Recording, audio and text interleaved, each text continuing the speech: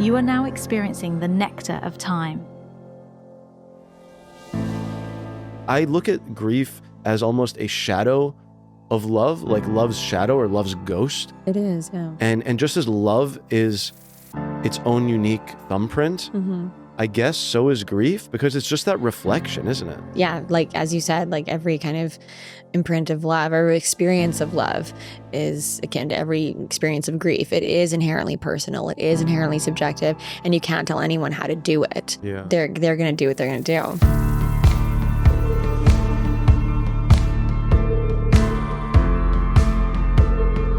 Now, in particular, I remember you said that death is psychologically just as important as birth. And like it's an integral part of life. But surely it can't be like birth if it's an end, can it? Yes, if it's an end. And there we are not quite certain about this end. Because, you know, there are these peculiar faculties of the psyche that it isn't entirely confined to space and time. You can have dreams or visions of the future. You can see round corners and such things. Only ignorance deny these facts. It's quite evident that they do exist and have existed always.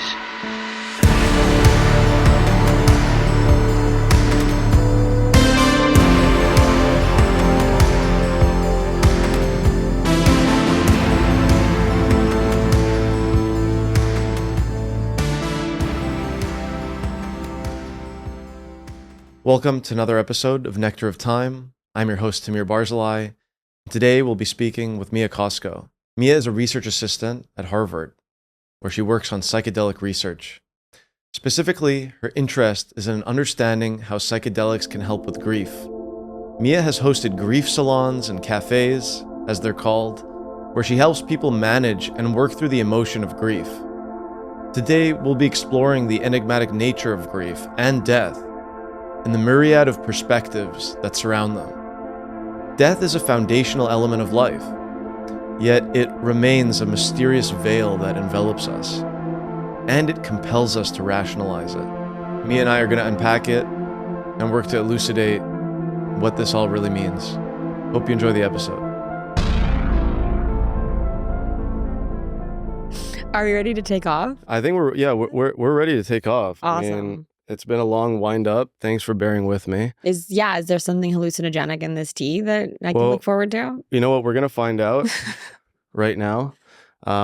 This is the Purple Rain tea. The essence of Prince. I don't know what's in there really, but yeah, shout out to Prince. It's pieces of Prince's hair. Dude, look at that. It's like beautiful. That's pretty. Yeah. Well, Mia, welcome to Nectar of Time. Thanks for being here. Thank you. Purple Rain for sure. That's nice. On a rainy day in Vancouver. Can't ask for anything better than that. It's perfect. Today we will be talking about grief, the relationship of grief and death, and what I believe are many enigmatic ideas that are in its peripheral that excite me and haunt me simultaneously.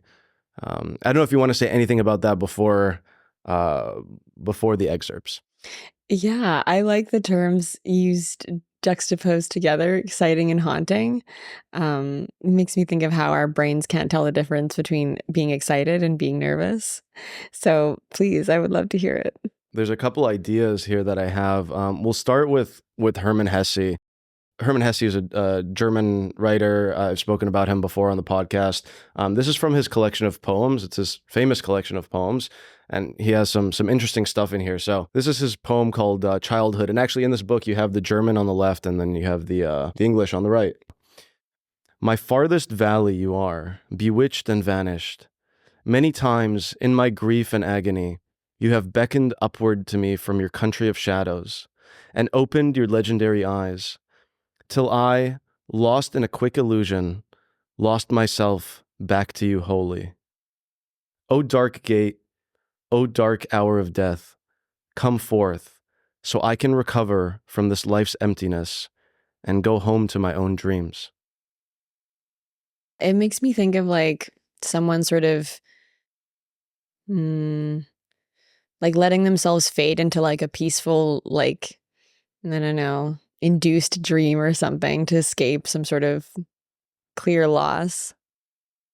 Indeed. I think it highlights a struggle. Mm-hmm. And that's, I think, a common theme that we'll go into, that struggle of your feelings when you're going through all of these emotions. Mm-hmm. You are faced with an adversary.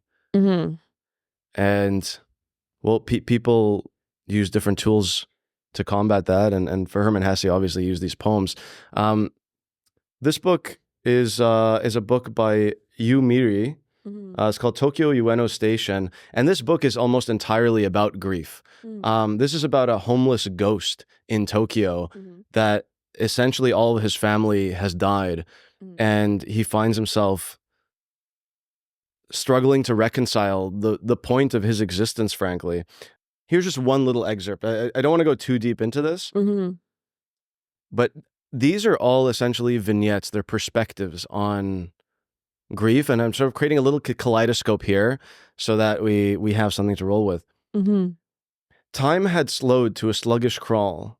I walked faster, but each step plunged me deeper into the depths of stillness. If time could pass so slowly that its passage was imperceptible, then is death where time stops and the self is left all alone in this space? Is death where space and the self are erased and only time remains? Where had my son gone to? Had he really disappeared completely? So, questioning what is that realm? Yeah, I mean, that's what religion tries to solve, I think, at the end of the day. Well, I would love today to talk about religion, at least to some degree. Yeah. Because I was telling Mia earlier before we started recording that she has the job in a way of a rabbi, of a priest, of an imam, but only the hardest part of their job. Not the job where she can, proselytize visions of the future and excitement and success, but really that the darkness and the despair when a family member, a community member comes looking for advice on how to reconcile with their loss and act as a guide to the next world, whether it's through psychological means or beyond. Would you say that is sort of a fair interpretation? Yeah, I mean, I really approach it in a humble way because usually when people are grieving a close personal loss, that is a loss that, no one else knows about as much as they do, or the person that, can no longer speak for themselves. So you not only have to be completely compassionate and get super curious with someone about their intimate relationship that they've lost to understand them better, but you also have to remember that, again, you don't have all the answers. You're not speaking as some authority. And the best thing that a teacher can do that has been shared before, so these are not my words, obviously, is just to lead the student back to themselves. You're working with something that is a foundational problem of existence. I mean, it's just a derivative of the what is the meaning of life question. The fact that there are tools and mechanisms and strategies to combat that, to reconcile that, is in itself a miracle, I would say, that we can even come up with this, and it is a gigantic task to overcome. So, one more perspective, and then we'll get started. Listeners of the show know that Haruki Murakami is my favorite author, or at least in the top 3. And Colorless Sakura Tazaki and His Years of Pilgrimage are. This book is about loss. In particular, it's not about the loss of life, but it's about the loss of friendships, and it's about ghosting. It's about people that one day you're best friends with them, and then you leave town, you come back a couple months later, and they want nothing to do with you anymore. And they think you know why, but you don't know why. They've assumed that. And he spends the next 20 years in this, with this haunting memory of his friends, until one day there's a girl that he's dating and he shares this with her. And she says, you have to go figure out what happened. I mean, this is your duty to go figure it out. And so the beginning of this book here is fantastic. And the reason why I'm bringing this into the equation is because, as you discuss in your content, I mean, grief is not just physical death, but you can grieve in a myriad of ways over a myriad of things. From July of his sophomore year in college until the following January, all Tsukuru Tazaki could think about was dying. He turned 20 during this time, but this special watershed, becoming an adult, meant nothing.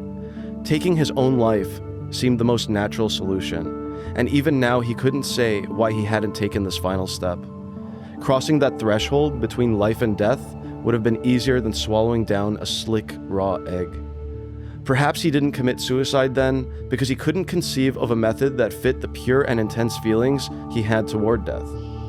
But method was beside the point. If there had been a door within reach that led straight to death, he wouldn't have hesitated to push it open. Without a second thought, as if it were just a part of ordinary life. For better or for worse, though, there was no such door nearby. I really should have died then. Tsukuru often told himself. Then this world, the one here and now, wouldn't exist. It was a captivating, bewitching thought. The present world wouldn't exist, and reality would no longer be real. As far as this world was concerned, he would simply no longer exist, just as this world would no longer exist for him. At the same time, Tsukuru couldn't fathom why he had reached this point, where he was teetering over the precipice. There was an actual event that had led him to this place. This he knew all too well.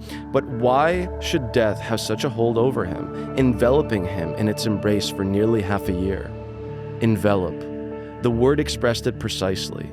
Like Jonah in the belly of the whale, Tsukuru had fallen into the bowels of death, one untold day after another, lost in a dark, stagnant void.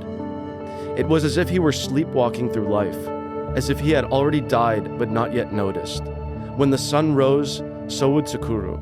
He'd brush his teeth, throw on whatever clothes were at hand, ride the train to college, and take notes in class. Like a person in a storm desperately grasping at a lamppost, he clung to this daily routine. He only spoke to people when necessary, and after school he would return to his solitary apartment, sit on the floor, lean back against the wall, and ponder death and the failures of his life. Before him lay a huge, dark abyss that ran straight through the earth's core. All he could see was a thick cloud of nothingness swirling around him. All he could hear was a profound silence squeezing his eardrums.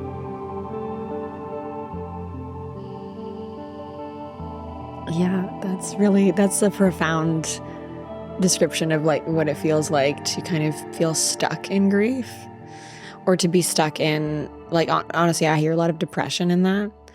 I was just actually talking about depression at a party last night because that's what I do at parties. But yeah, it's interesting when you said that, like, because you said right before you read that sometimes we go from mourner to investigator. So like sometimes when we're done, like in the throes of mourning, we become an investigator. We become like Sherlock Holmes. Like, tell me more about this person. I want to figure out, he wants to figure out, like his girlfriend is telling him that he needs to go and figure out why his friend ghosted him. And, curiosity is an ascension from depression. Like, to have the motivation, the will to just go on, even if for one more day, that is an elevation in consciousness. That is like a rising in consciousness. Because even if you just have the motivation for like one more breath or one more moment, that's better than just being like, I want to end it all. So there is a reason why they say curiosity killed the cat. Because sometimes that curiosity leads you into a maelstrom of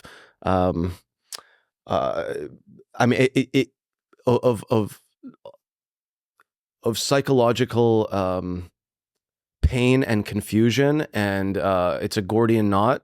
It's something that sort of gets worse the more you look into it, especially if there's not a clear answer. I mean, in the case of, let's say, and at some point we will get to physical death, but let's say in the case of departure of someone that you loved and or love in your life, whether it's a friend, whether it's a family member, whether it's a significant other. There are instances where people up and leave and they don't give you that closure.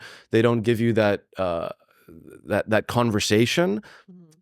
That, I mean, personally, I think that should be a capital sin to do that, because it has such a huge impact on someone.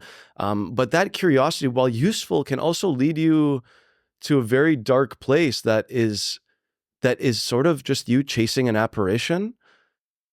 So how do you reconcile that? I mean, yeah, curiosity does kill the cat, but like sometimes you got to think, okay, what am I holding on to here? Like, what do I really want here? You have to really want the truth. And then again, like, what is the truth, right? Like the truth of someone's perspective you're seeking. Like, if you just want to, like, you have to be really clear with yourself. What am I curious about? Because some people, will say, oh, I'm curious to I need to figure this out so that I can get over it. I'm like, well, that's fallacious, because what if you never get over it? Well, can you forgive yourself? Can you forgive that? Can you go on never getting over something? Closure is kind of an illusion, which is a terrible thing to say to some people, but closure is really an illusion. I find that what people are really seeking with closure is they're really seeking the power within to kind of just say, okay, enough. I'm done. I'm putting that to bed fully. Like, Right. No more messages, no more thoughts, no more dreams. I'm getting it out of me completely. Interesting. Yeah, and I mean, is there a time limit that one should give themselves to, go on this adventure and expedition, or is it different for every person? And if you met someone who you see is clearly going in the wrong direction, is taking this as a 20-year journey, and they're losing time, right? They're losing their life in the interim as this is all happening. I mean, isn't it your duty now to tell them, hey, like, enough is enough. You've looked at this for too. It's like a business, for example. Like, if someone is working on something for so long and it doesn't materialize into meaningful progress, I mean, there's this dilemma of you won't win if you quit, but at some point you have to quit and move on. Where do you draw that line? I only know how to draw that line for myself. And personally, it would be hypocritical for me to tell anybody else that there is a line, because for me, I lost my mother when I was 7, and I still feel her with me. I still feel a pull, a connection to her. And, whether I want to or not, I just do. I don't even remember the sound of her voice, the way she laughed. I don't know her favorite color. I know very little about her, actually. And her and I actually had a very brief connection. We weren't actually, besides her bringing me into this planet, I didn't actually know the woman very well. This is my own mother, right? So for me, like, I feel her so strongly sometimes. And it's freaky. Like, that is spooky to feel someone who you barely know, but did bring you into this world. It's like, well, that's just my experience. Like, sometimes I feel a connection to her. And I know some people, their moms are alive. They don't really connect with their moms. Their moms are passed away. They don't really feel a connection with their moms. They're like, oh, yeah, she was just my mom, but like, we weren't connected. And I'm like, I do feel very connected to my mom. And so, and people don't really die. So, So what? Yeah. So interesting. So when you say connected and you say people don't really die, this is obviously spiritual in orientation. And so, can you speak about that? And because I think that has to be part of your ethos in your practice as well. So I guess if that's what you're teaching, you have to buy into that, and that is beautiful if you can, but some people can't. But I'm curious as to what your idea of that means exactly, that they're with us still.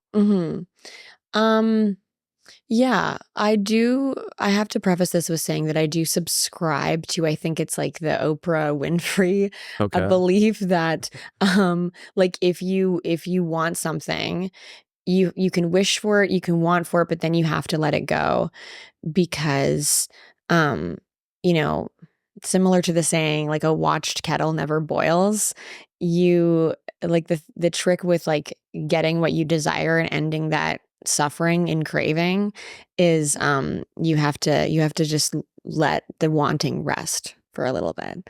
So And the wanting in this case is the desire to reunite with them in some way. Yeah, exactly. So like in my life, I've been through a lot of phases with my spiritual relationships with my mother. So, and this is largely based on just my current journey in life and hormonal phases and everything, whatever connects me to my mom.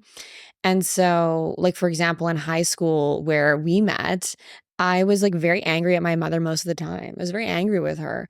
My anger was justified in the fact that I mean, when I was angry at a lot of things, anger was becoming a very easy go-to emotion for me as like puberty was happening.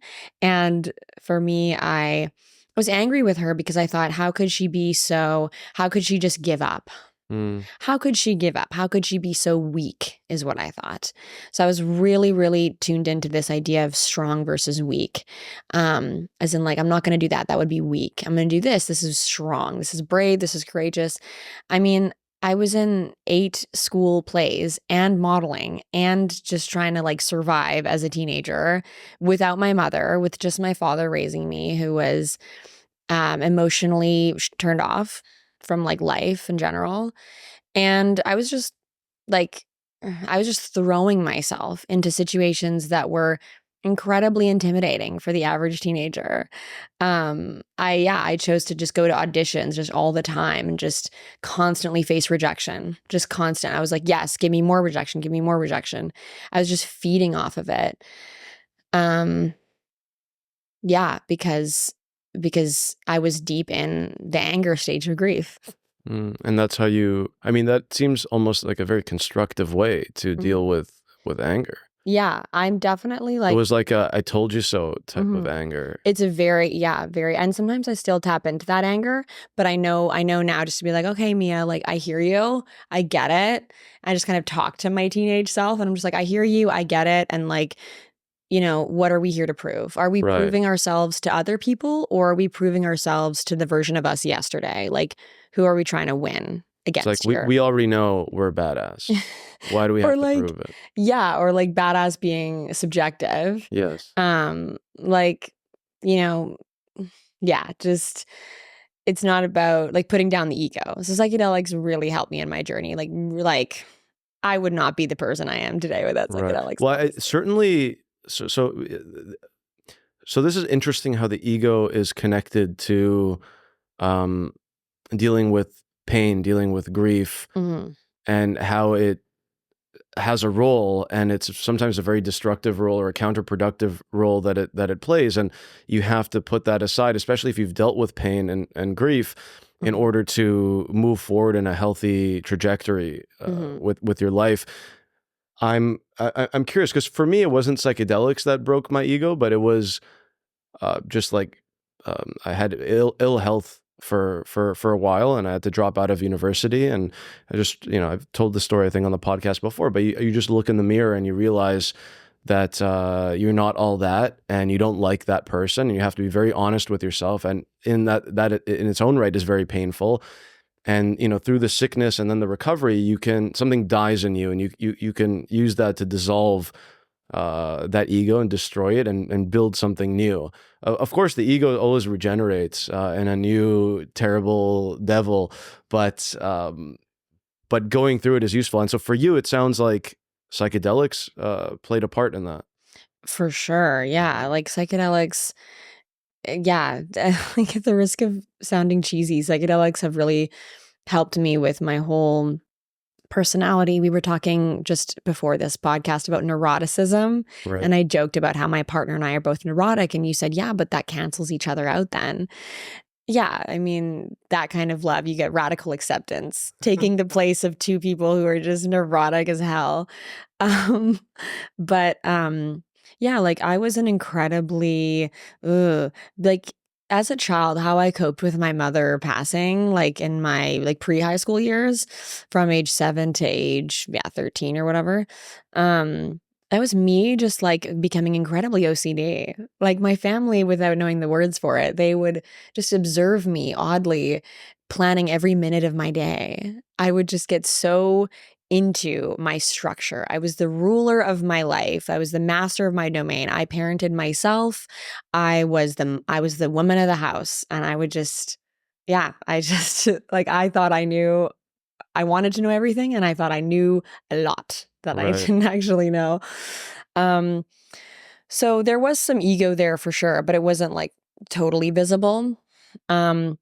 But I was incredibly narrow-minded, and I was incredibly interested in control of my environment. And this is all a defense mechanism Yeah. for dealing with what needs to be dealt with internally. Yeah. Because, I mean, I'm not living in a family of psychologists. I'm just like coping with this. Well, even if you were, arguably, you'd be worse off. It's like too many cooks in the kitchen.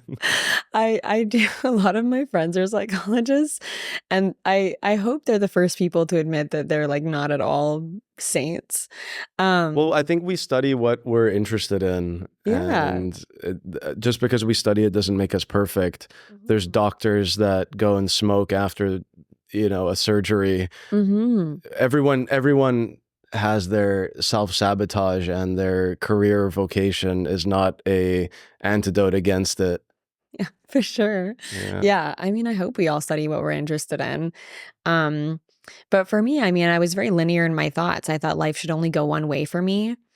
And I didn't know how destructive that was. Like, I found out in college quickly how destructive that was, because I was having panic attacks and I needed to and I'd had like history of like self-harm as well in my life, because I would feel so much emotion. I didn't know what to do with it.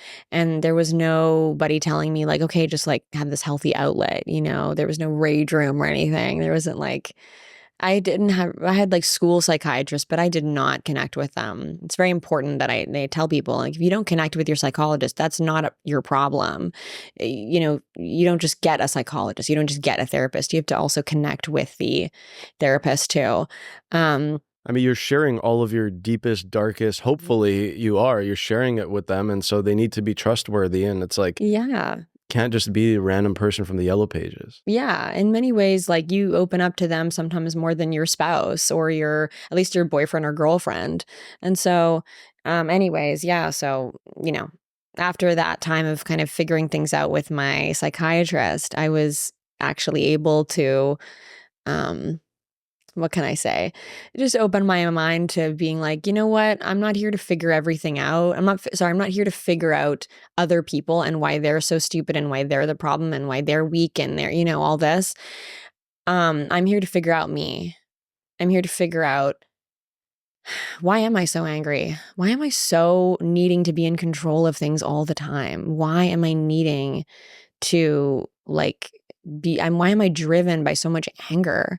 And as soon as I started asking those questions, that's when like the real fun really began to start. And that was at what age? Oh, that was like at age probably 18 or 19. Well, interesting. So you became self-aware, if you will, or at least the first version of that self-awareness came about around 18, 19. Yeah, actually, you're probably right. I mean, I think I was getting glimpses of it in high school. Like, I would have little like glimmers here and there of just like, girl, why are you doing that? Right.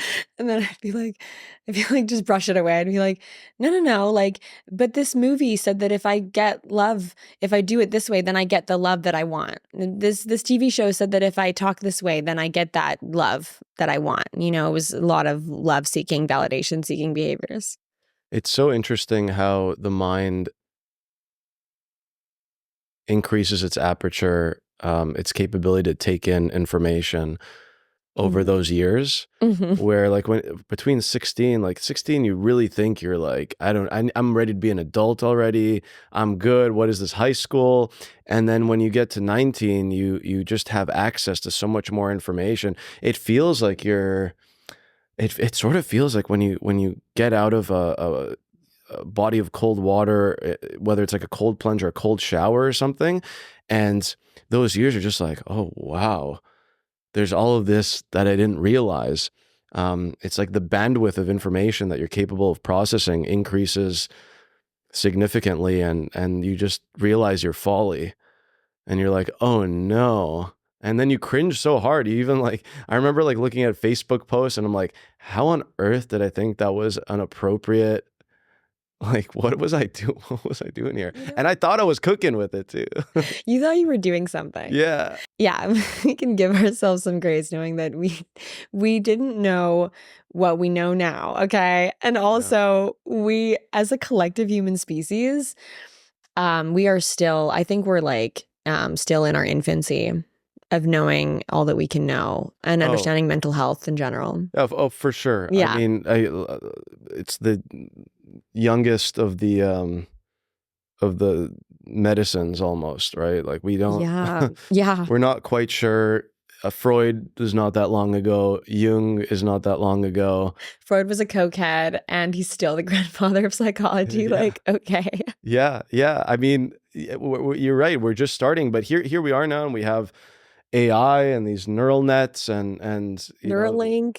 We have a long way to go, but I think we're making good progress. But even still, take the brain aside, take mental health aside, and then just look at the philosophies of life and the philosophies of our place in the universe. And I think all of that is so intimately connected to pain, because there's truly this, every religion and every philosophy rationalizes our point of being here in their own way.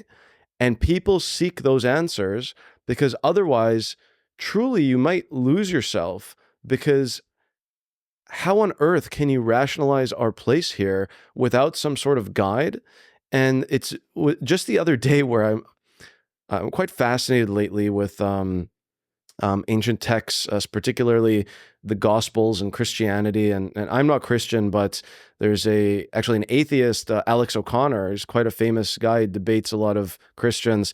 I find his work fascinating. He's on YouTube and he has these incredibly academic debates, and he comes about it not from a point of persuasion. He's not trying to persuade anyone of his point of view. He's simply trying to lift all of the truth to the surface.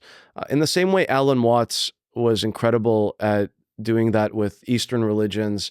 He was never trying to convince you to become a Buddhist or to become a Taoist, but he would just beautifully show you what their arguments were, and he was quite learned in that regard. So I was learning about Gnosticism and Gnostic Christianity.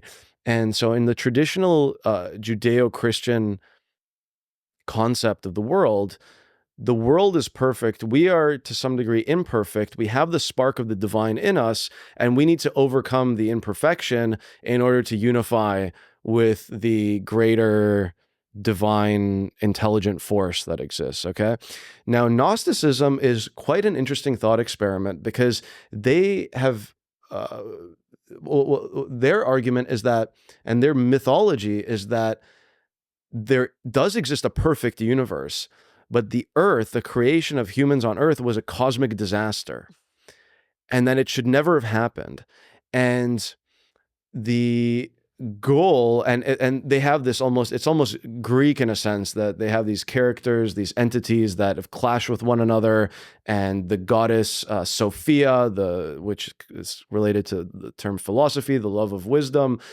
She is the god on earth that's been trapped in our souls, and there is another god that rules earth that is sort of trapping us in here, and it's our goal to escape, essentially, from this prison, from this flesh prison that we're in. And so I just find this so interesting, because imagine, I mean, death is this cliff, and we have to contextualize and rationalize it, and we choose a mythology, we choose a religion, we choose some belief system, and even from an atheist standpoint, you're still making a decision of what you believe. So you mentioned earlier that you help guide people through this. I'm just curious, like, when people come to you, when clients come to you and they talk about their grief, and you have these circles and these events that you put on, and people, let's say, come, one person is a Muslim, one person is a Christian, one person is this or that. How do you find the common thread to offer advice that resonates with people? Yeah, I mean, that's a really good question. And it requires somebody who has a keen sense of diplomacy. So, somebody who is like an ambassador between countries, or a genuine diplomat, somebody who can tune into the peacekeeper archetype. Someone who can tune into that archetype is well suited. Like, for example, I think a lot about Barack Obama before I go into a room where I'm talking to people from different religions, because I think Obama could do this. And you know what? I'm just going to channel Obama right now, because we need to unite on something common. And if it's not hummus, then we need to talk about what happens after we die, and the fact that none of us actually know the answers. I talk to Christians who say, no, I know God is there. I know he is there. And I say, and I'm not here to dispute your truth. Like, what you know, I'm not here to dispute that.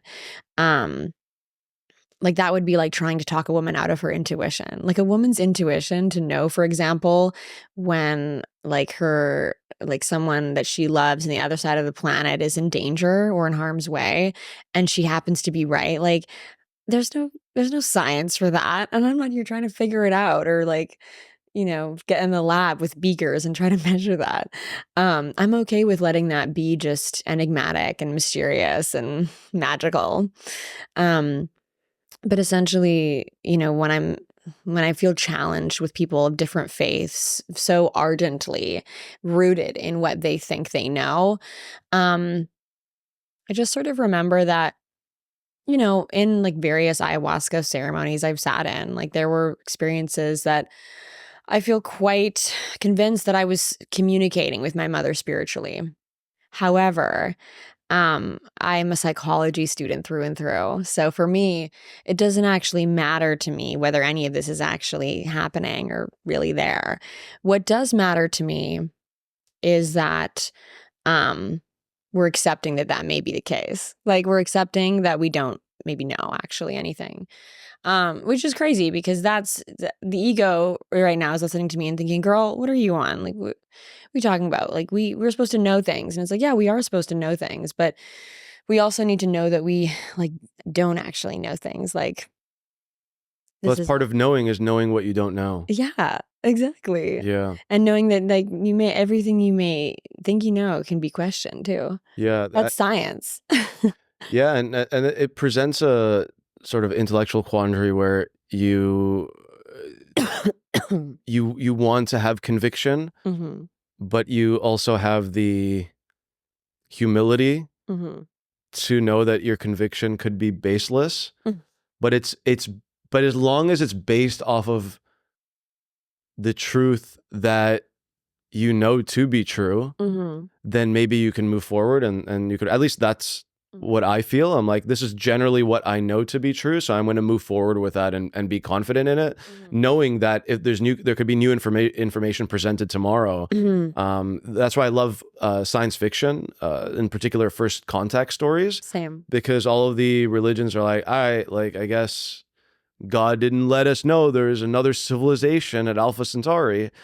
Like, it puts everything in question. And I personally think that the biggest threat to any religion with conviction is first contact, because we're supposed to be the only children of God, not someone else. And so I love these black swan events, right, that just surprise you and totally break your frame of reference. And I actually enjoy them in my own life. Like, I hate when, you know what happens in self-help sometimes? Like, you go and you like, if you've read a lot of the self-help books, everyone that has done that is like, oh yeah, they all kind of say the same thing after a while. And then what happens? Like, that first time you were sad, that first time you were depressed, that first time you had this adversity, those books worked beautifully because they just brought you up. But then what happens once you become jaded by them? You're like, uh-oh, this stuff ain't doing it for me anymore. But then eventually that's just the next peak that you have to, the next hump that you have to get over. And so, yeah, anyways, there's a bit of a tangent, but I just find that to be incredibly interesting. I want to take the conversation to a slightly different direction and focus a little bit more on the intricacies of grief, the levels of grief, the degrees of grief, the types of grief that you deal with in your practice. And just for reference, Mia reached out to me about a year ago to join an event that she put together, and you're responsible for putting a lot of these events together. And I forget what they're called, but you have these really cool names for what you call them, and like they're very interesting. I would love to check one out at some point, but I didn't have a chance. But it was an event about healing and dealing with grief. So can you explain a little bit like what those events are and what type of people come there and what forms of grief and levels of grief you deal with? Yeah. So I was piloting last year my first iteration of grief support groups. And that is because I truly believe that grief and these heavy emotions, even though people are largely resistant to getting together with other people and talking about their innermost, say, nightmares or existential phobias or, just painful inner turmoil, they don't want to talk about that. It's kind of like puking in public. That's a bit much, but I actually think that is why we need to do it. And that's how I envision this work. Like I envision this work doing it in group settings because we heal in kind of a field of connection. Like there's really a field of healing that's created when people share in a group. And then people can make their own friends and have their own side little relationships there. And I just love just hosting that. I genuinely want just people to make the most out of connections they have in that setting. So I was piloting grief dinner parties last year, and I love hosting, I love cooking, and I love just making space for transformative conversations. So that was good to do. I really enjoyed that, and I was living in a big house in West Point Grey at the time, so it was perfect. It was like a perfect setting. And then obviously I moved to Boston in the past year. So now I've been working to pilot death salons or death cafes. Right, that's what you call it, death salons, death cafes. Did you come up with that term or is that sort of been around? Okay. No, I actually talked to a therapist, practice out in New York, out in Brooklyn, and she and I really hit it off. And I told her next time I'm in Brooklyn, I'm totally coming to one of her death salons because she said that she hosts them, and she and her practice partner, therapist person, they host these together, and they just gather people together and talk about grief and death and loss. They share maybe book excerpts like we're doing now. They share poetry, and people just can kind of, shift to acceptance, even if just for like an hour. Like the feeling of feeling accepted, the feeling of being accepted in a group setting with complete strangers over some things that maybe you've never shared with anybody else in your life. That's truly transformative. And someone who can accurately hold the space for that, like who can carry that and really just be that clean mirror, really cleanly reflect that instead of being like, oh my God, really? Or like, no way. Or like, and didn't that make you feel terrible? It's like, no, they're just like being there with you and just listening and observing and asking questions. That is truly transformative space held. And people often don't get that space afforded to them. People outsource their therapy to like their hairstylist or their Uber driver or like whatever. Skin aesthetics. Or like just their like family members. And these people are not designed often to hold this space for these emotions. So people are not often met with like the acceptance to, really move through things. Right. So you're giving them this arena, this venue that they can, they could be safe in, that they can be very comfortable in. But what types, like, I'm curious, like what are people coming to you with? Like, what have you seen? Can you share any examples of things that caught you off guard? It's often, I will say, the quietest people who can really shock me the most. Like genuinely, like I can have a pretty like pristine kind of feather exterior, but I can be like ruffled inside by what some people have shared with me. So, I've had people come and they're like going through a divorce and they actually bring their like ex-wife, and we like all discuss in a group. And sometimes there's tears, and sometimes there's people who like scream and yell, and I like knew that I was meant for this work because my entire life people have been like looking at me and saying like, I feel really safe and comfortable and just vulnerable with you. And my community strategist, she says to me, she's like, you evoke so much safety for people. Like people just feel like really safe with you. And I'm like, I think it's because I've done a lot of work on my own, like feeling safety in my own skin. Like I know I wasn't always like that because pre-2019, I got a lot of feedback from just people in my life that I was very defensive and I was very like on guard, and I wouldn't even hug properly. Like I would hug in a way that was very distant and cold. I was called like a black cat by many close people in my life. So I actually had to like work to make myself this person who's like vulnerable and an open book and like safe to talk to. But also like I am like really non-judgmental and really compassionate with people, especially when they're coming to me and they're like, yeah, like I've had people come to me say, yeah, like I just had both my parents die tragically and now I'm an orphan. I'm an adult. Like I don't understand what's happening. And I'm like, okay, let's unpack that. Like, do you want to dance? Let's do this. And or just whatever energy they want to be met with too. I'm totally open to chameleoning with people and just being more solemn with them.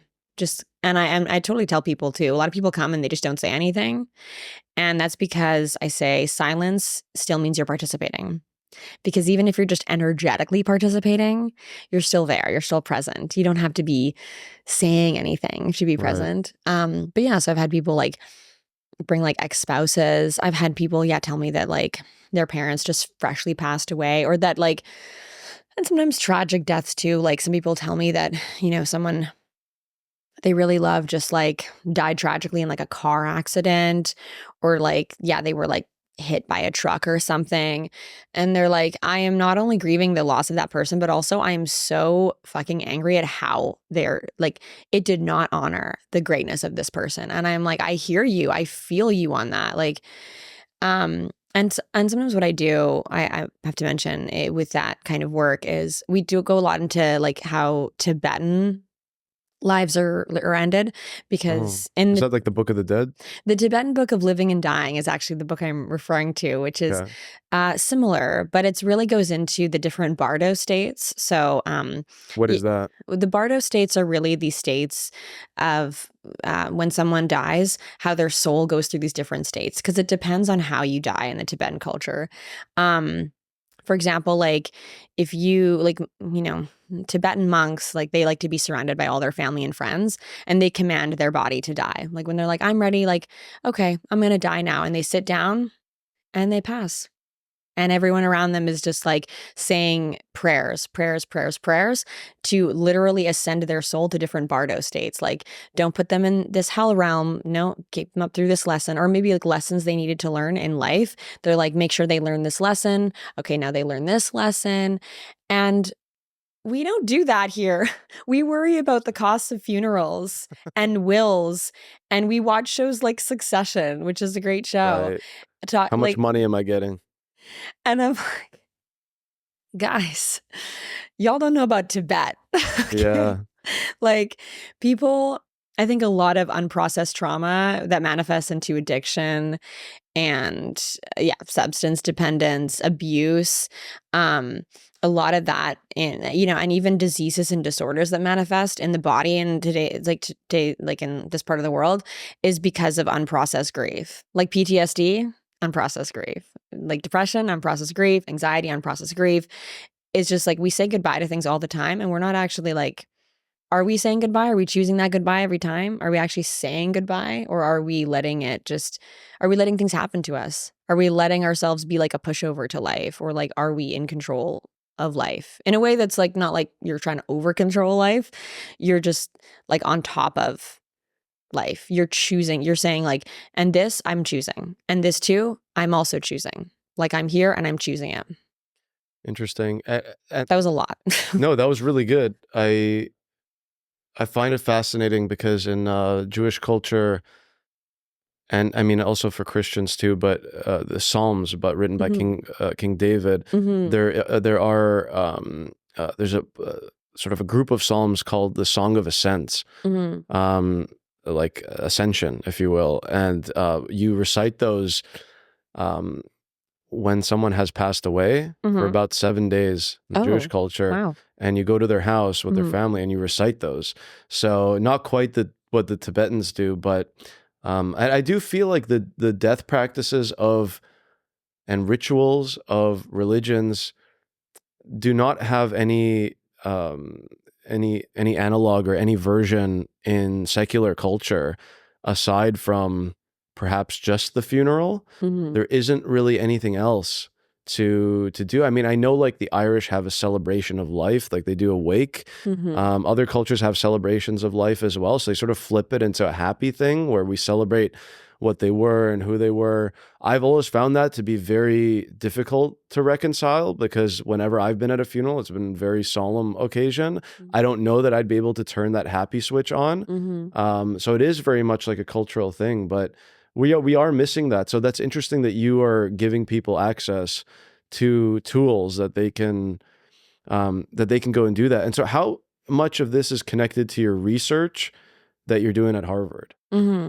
Yeah. So basically, the GRIEF methodology is a response to the 5 stages of grief, which we've known since at least the 60s. Okay.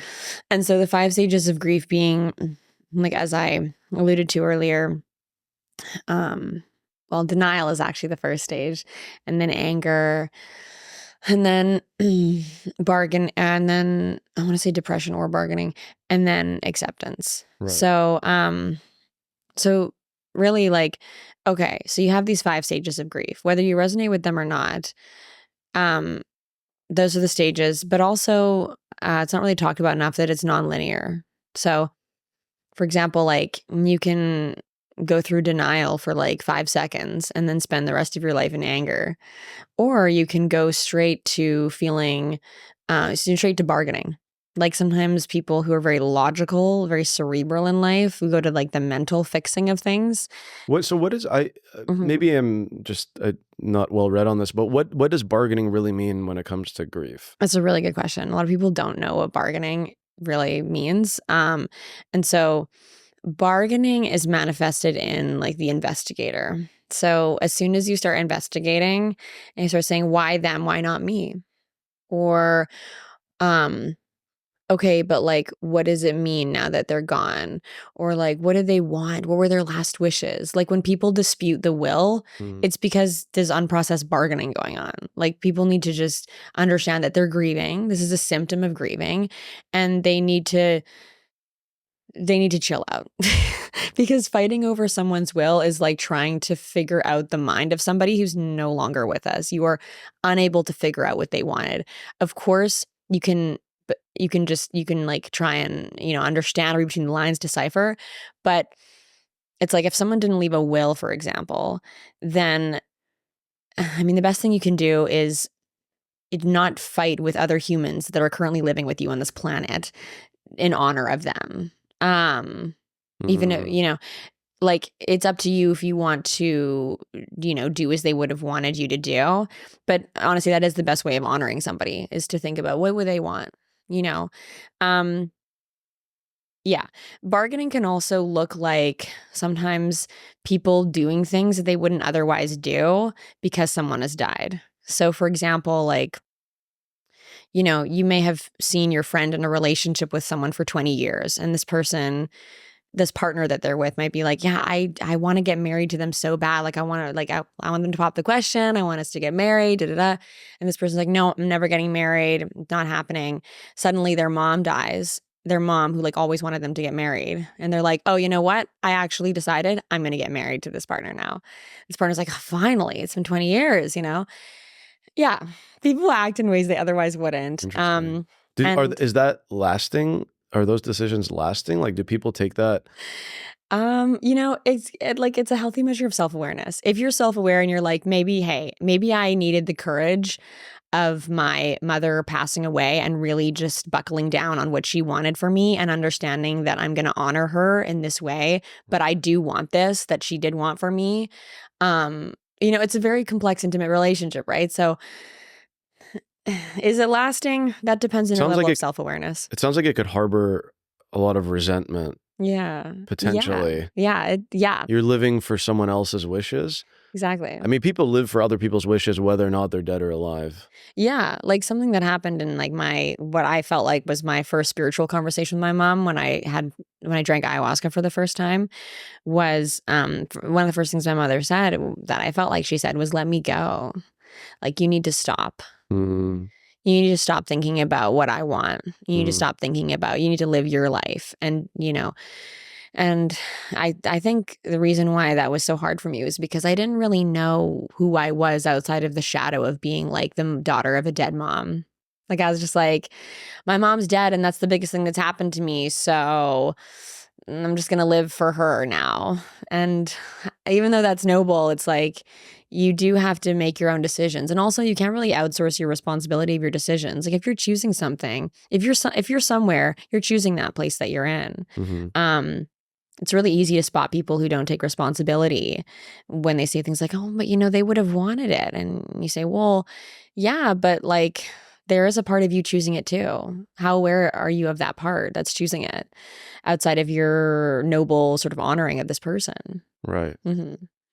Interesting. Mm-hmm. I know there's a lot to break down. A lot to unpack there. Yeah, no, there is. It's a tough conversation, honestly. On my way here to the studio, I don't know, I was listening to music and the music was giving some emotional vibes, and I was thinking we're going to go speak about grief, and it's such a powerful subject. And one movie that I think speaks to that quite a bit is Interstellar, because you have that father-daughter relationship over the span of time. You've lost the opportunity to see each other. There's this regret. There's all of these peripheral feelings that exist in and around grief. And I do find that just in general, it's another manifestation of pain. I mean, pain really is the main. I don't know. They're sort of different entities, but they're obviously very intimately connected because you can go through painful things. And that's just like, for example, a parent dying versus a parent being sick. Both bring with it their own set of, like, one is very final, but then one is suffering. And it sort of like this idea that there's a reason why torture is illegal as a punishment, but in the Western world at least, but capital punishment isn't illegal everywhere. Like, torture is just something that you don't want to put anyone through. But then when they're both matched up together is like the ultimate tragedy, right? Which we find in like many stories from the Holocaust, many stories from, all sorts of situations, from sicknesses. Those I think are particularly brutal. What would you say that is maybe like what I'm trying to like figure out, is there a hierarchy of grief really, or is there no hierarchy at all and it's truly just an individual level, or is there an objective hierarchy, or is it strictly a subjective hierarchy? Because, for example, you could have a car accident or a fire, someone passes away suddenly. That could be more devastating because one could argue that the suffering prior, let's say in a sickness, at least prepares you for the ultimate death that's coming around the corner. I don't know. Like, as I'm thinking about all of this, it seems that there is a hierarchy, but you tell me. Like grief, grief is subjective. So Right. for me, like, if, for example, God forbid, like someone very close to you that you love, like dies in a tragic, dies in like a tragic way where they're like raped and they're murdered and they're like, Right. and it's in front of their whole family or something. But say like the father or mother of that person, they just like don't want to talk about it. And they seem to just kind of gloss over their grief. And you might be looking at them thinking, fucking cry, like do something, like sue somebody, I don't know, something. Versus somebody who like loses their pet cat or dog in a way where they just died of natural causes is like, it's, they're crying all the time everywhere. So it's hella subjective. It is, isn't it? And people also, like, I recently talked about this where people grieve miscarriages too, like people that never even were technically. Because what you're grieving is like the hopes and dreams planted within that, that child, and also that family that you want to create. So, it's like some people might not understand that. They're like, well, it was just your pet, or it was just like, and it's like, no. Like, it is not, it is not just that. It's like, even if that being cannot speak English, or Right. even if that being never even was born, it's like grief is subjective inherently, as Right. in like, however your connection was to that person, heavily informs that grief. But also what informs that grief is biopsychosocial. So for example, like, where are your hormones at when that person dies? What's your mindset like when that person dies? You might have been a really healthy, fit, proactive individual, and then suddenly, you became alcoholic or something, and then someone dies in your life, and then, you just go over the edge. Whereas maybe before, when you were younger, you could have been able to pull yourself up better. So yeah, grief is just so subjective, and we really can't tell anybody what to do, as in like, you better grieve this, or Right. it's like, you can tell someone that. You can say like, you have to complete this grief, you have to, but it's also like, I mean, what are you going to do? Like, how do you prevent someone from, say, like killing themselves, right? You can take preventive measures. You can do, risk prevention, all of that. But yeah, humans are going to do what they're going to do. And, for example, when you're talking about like torture and punishment,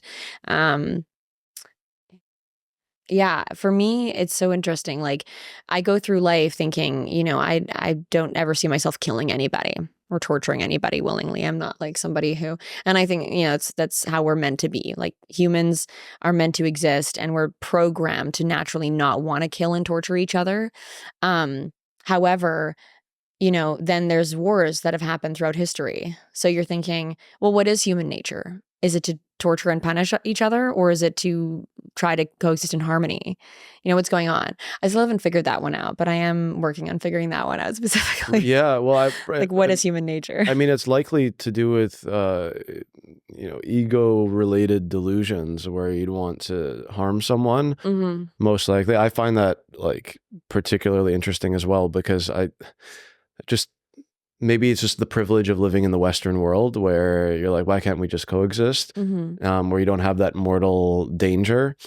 But yeah, it's obviously been around. It's a perennial feature of human nature. I mean, even in the Western world, it might not be on a large scale, but it's certainly on a smaller scale. Stabbings, shootings, murders, so on. In fact, some of the like murders that exist in the Western world are arguably more brutal and more intricate than the murders that exist in underdeveloped world, Mm-hmm. in the underdeveloped world. I guess I just said Western world is modern, underdeveloped is not, obviously I don't mean it like that, but I mean the modern world versus underdeveloped nations where they're in mortal danger, let's say for political reasons and Yeah. uprisings and so on and so forth, just to clear that up.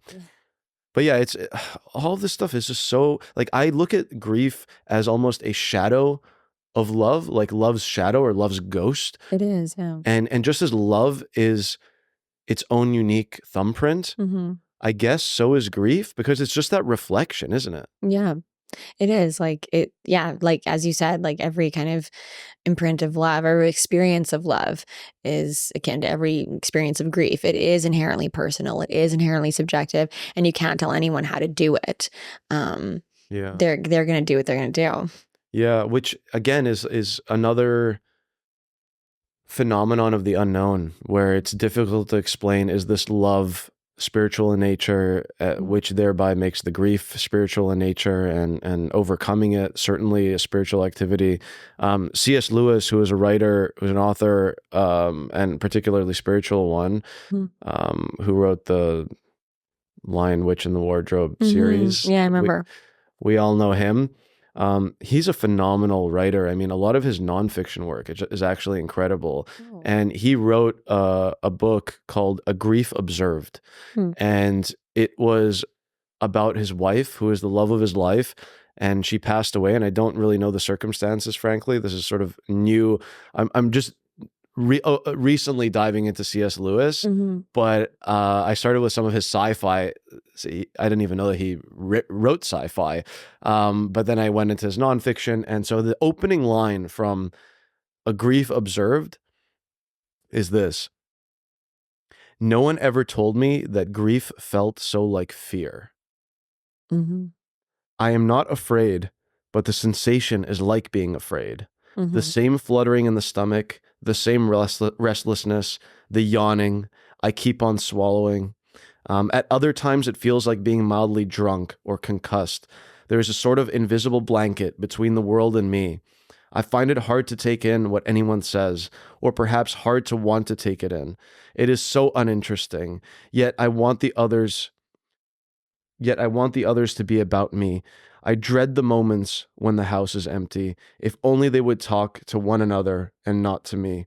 Anyways, this is like, I just found that opening lines particularly, no one ever told me that grief felt so like fear. Yeah.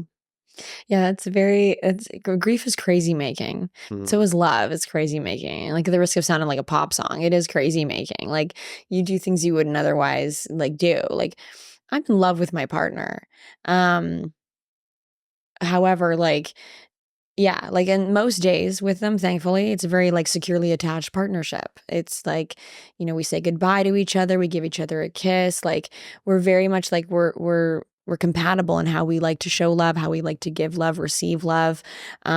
We're very productive together. We like to go out and do things together. We like to stay in connection with our friends. When we're like, last night when we were at a party, I talked to my friends the whole night. He talked to his friends. We mingled friends the whole night.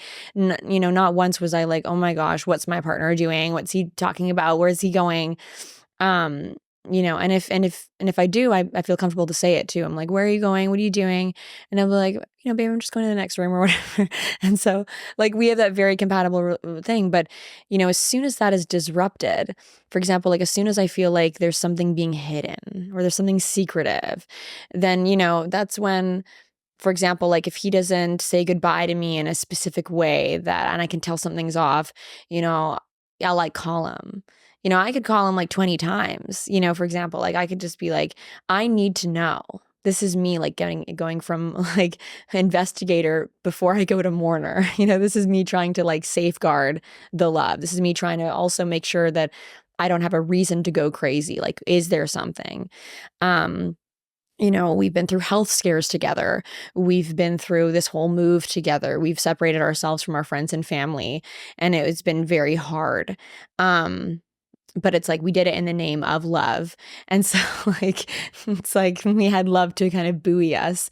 But grief in many ways too is crazy making. It's common to like see in movies too, like someone will lose someone and they'll start like trying to search for them in all these ways where it's like they know that they're dead, but they'll try and like find them like at the subway station or at the park they liked, or like, oh, if I go there, maybe they'll be there. It's crazy. They're not going to be there. But it's like, how are you going to tell them that? How would you tell them that? This is a person. Or at the very least, like reincarnation, where they think that this person is now taken on the soul of that person who has passed away. Happens a lot with families and whatnot. And I mean, sure, you could say that, but we know that is like an improvable thing. So yeah, like my family had my mom's clothes hanging up in the closet for like, at least 10 years, untouched. That's grief. That is a physical depiction of grief. That is like, knowing cognitively that she's not going to come home one day and just like put on new clothes. It's just like honoring her or something. And it's just undealt with. It's like, okay, this closet could be cleaned, could be dusted, could be refreshed. New things could be put in this closet. But no. Like, altars could be seen as like impractical and inefficient for use of space. But no one's going to say that. It's an altar. There's a spiritual reason for this physical thing.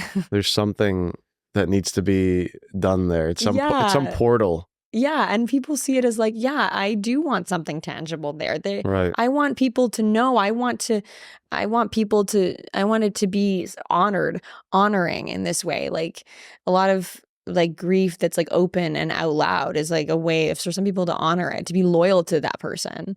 Yeah.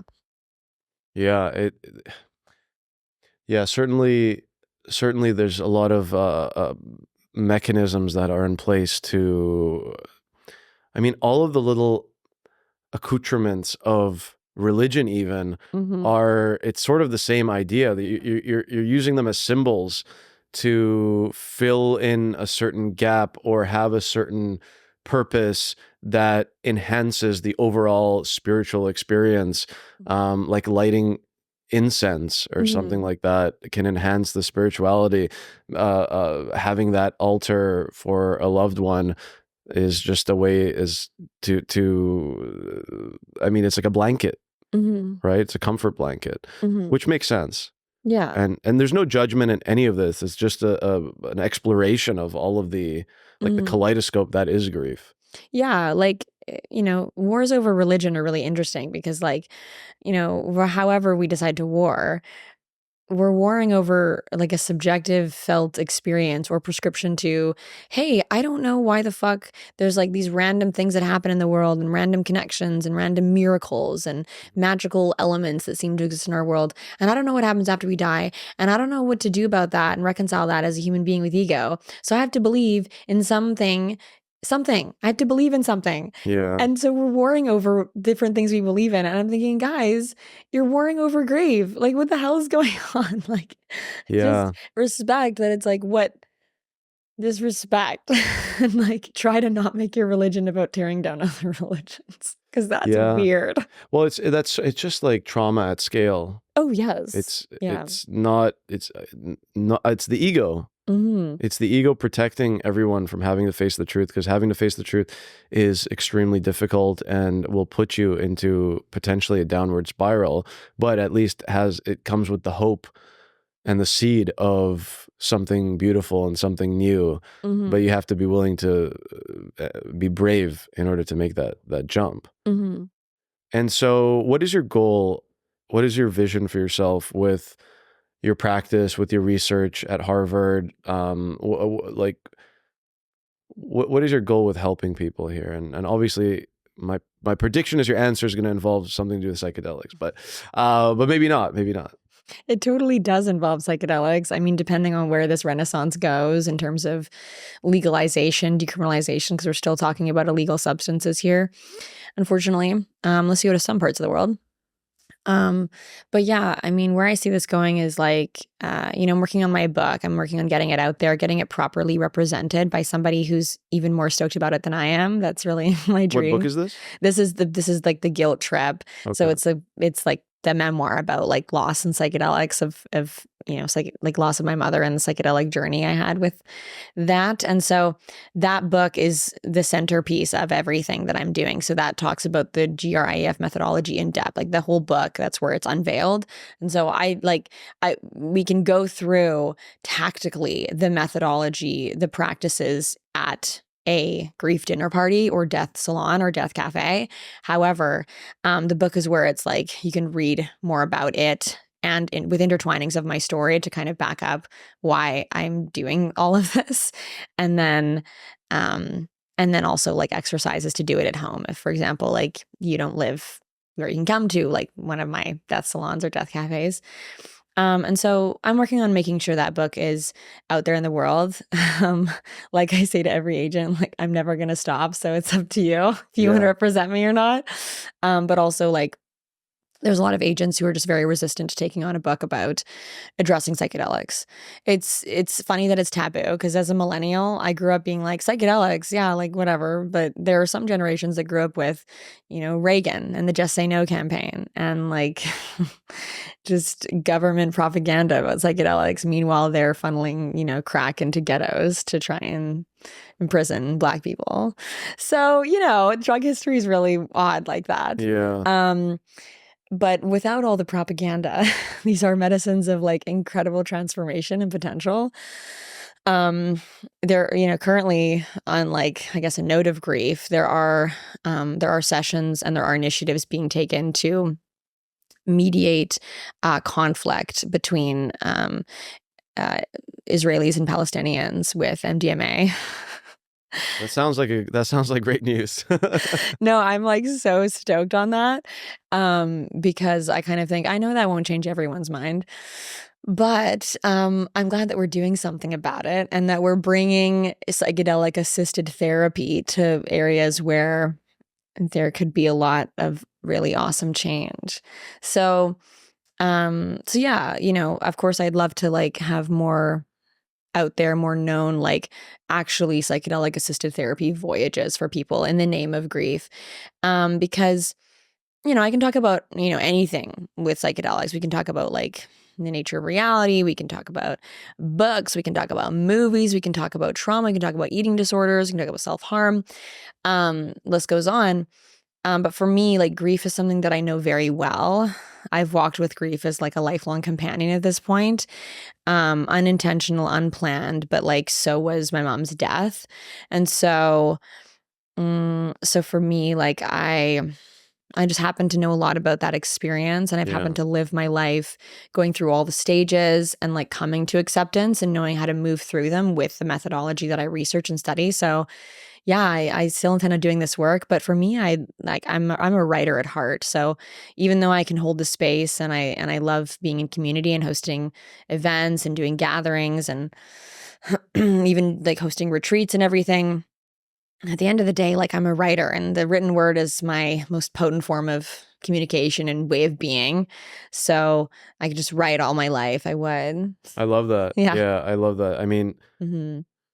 on the topic of writing, obviously this podcast, Nectar of Time, we like to highlight works of fiction because I believe in the current era that we exist, there's a huge tendency when someone is looking to improve themselves or get over something or whatever objective they have, they move to the nonfiction section or the self-help section of Indigo or Chapters or, whoever you're listening to this, whatever major bookstore there is, because that's how they feel they're going to find the tools to overcome their particular issue that they're facing. And I agree with that is a correct approach, but I do disavow the neglect that people have, and the way they just brush off fiction. I think a lot of these authors are absolutely brilliant. They distill all of these feelings, emotions in a way that empathizes so sincerely and so effectively.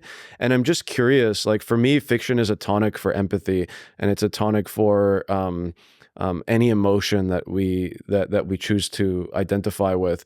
And I'm just curious, have you had that experience with fiction? Obviously, Mia and I, we originally met in high school at a play, and we were both in the same place. So we're obviously very fond of fiction and storytelling and all of this. So I'm just curious if you've had the same experience, how fiction have a huge impact. Oh, for sure. Like, I'm really glad that you say that. And it does break my heart to hear the undermining of fictional, narratives as opposed to, nonfiction narratives or memoirs or something. As if it's like less serious or something, which is not true at all. Like, tell me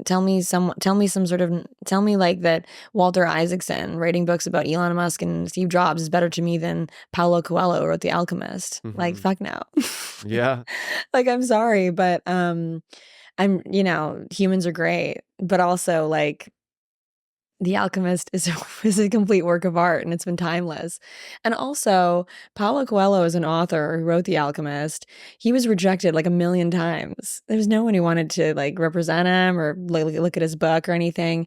And he believed in it so much. And that to me is the real story. Like, he believed in his book, which is like, it's not even an ego trip. It's just like, no, this is a message, guys. Like, I'm telling you. Like, imagine this guy at parties for 20 years just being like, no, this book is the thing. And everyone's looking at him like, okay, he's not so crazy. Yeah. It's an amazing book. And like, people understand that and resonate with that. So anyways, not to at all undermine or compare anyone, but to me, fiction has really informed me. As a writer, I'm an avid copious reader, and I've always been, actually. And so it's kind of crazy, but I like to be reading 3 books at one time. So like, I'll have an Audible on the go. I'll be reading like a paperback, and I also take books from the library because like I like rent books from the library, obviously, because I'm a big fan of libraries. I just like to support them. And so I will always have a book from the library. I just love being in libraries too. And then I'll also be reading like a book sometimes on like an e-reader, or like I'll just have a book in my personal collection that I need to like read or reread. But one of those books is usually fiction. So for example, I really resonate with the Dune movies. I love the Dune world. Yeah. I'm like, I don't know, I'm just really into it. And it's kind of obvious. Like it's very like they all like wars are fought over this spice, which is basically a psychedelic hallucinogenic True. thing. And there's wars being fought over it. And I just think that's so funny and cool and awesome. And the books, I just recently finished Dune, like by Frank Herbert, Yeah. which is known as apparently like, well, maybe to some people, maybe not all, but like the pinnacle of science fiction, like the science fiction book. And yeah, this guy wrote like 6 books of Dune, you know, like he really loved the Dune world. He believed in this world so much. He basically coexisted in it. And I'm reading the book and you learn so much about like cheat codes to human psychology. You learn about like philosophy. Everyone just believes in magic. And I just love that. I love visiting worlds in books where people are suspending beliefs that, you know, like Earth can feel kind of boring sometimes with people like just wanting to play games they don't actually want to play, or like the existence systems and paradigms and matrices they don't actually want to subscribe to. Sometimes the world can feel very Big Brother-ish. The world can feel Orwellian. And yeah, it's nice to take a break from like thinking about mortgages to reading a book like Dune, which is awesome and inspiring and cool. And you learn about like, you know, emperors who are like slaying their sons or like fighting for their galaxy. And I'm just thinking like you learn so much about philosophy. And I think someone who really articulates that and honors fiction well too in his sort of mental cerebral way of being and his fan base is Tim Ferriss. He really loves fiction and comic books too. And like, yeah, loves the fictional universe. Well, stories are useful, and in particular, novels are portals into the multiverse. You have different timelines. I mean, I ditto on your sentiment on libraries, because libraries are truly just, they are portals. They are these places that you can go to any time in history or any time into the future, and any world into the future or any world in history. It's this time machine, and imagine that your problems in your life have already appeared to other people before, and they have overcome it, and they can give you strategies and tactics and tools, and can liberate you from this burden that you think is so unique and so your own, where in fact there's nothing new under the sun. Yes, your love is unique. Yes, your grief is unique, but ultimately it is a function of human nature, and that human nature is discussed almost ad infinitum in terms of what's available out there for you. You're never going to be able to read all of the books and all of the stories. And speaking of Paulo Coelho, imagine all of the manuscripts that people have that had never made it to that level of the mainstream. And so I always like recommend to people that even if a book doesn't have a ton of reviews, doesn't have a major publisher, if you find something interesting, that's something that a human wrote from a different perspective. And you don't like the writing, that's okay. You can read writers sometimes that like that isn't the ideal writing for you, but sometimes the messaging there, it can still offer a jewel or a gem that you could take with you.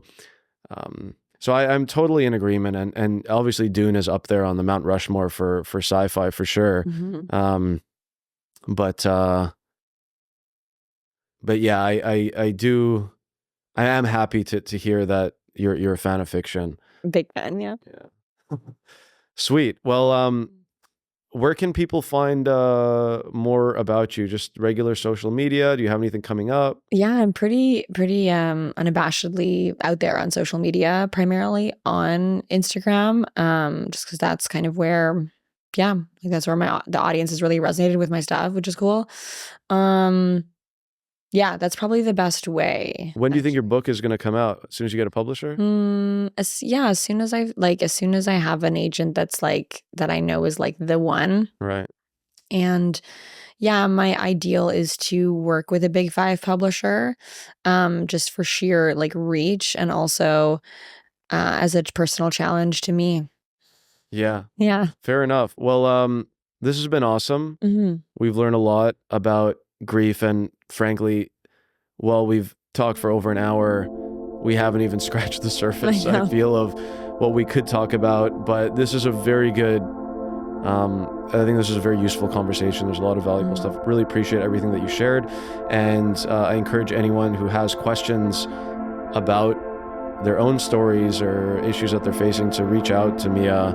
I think she's definitely open to hearing what you got to say, and she's clearly very passionate about this subject. So go for it, and we'll see you on the next one. Thanks, Mia.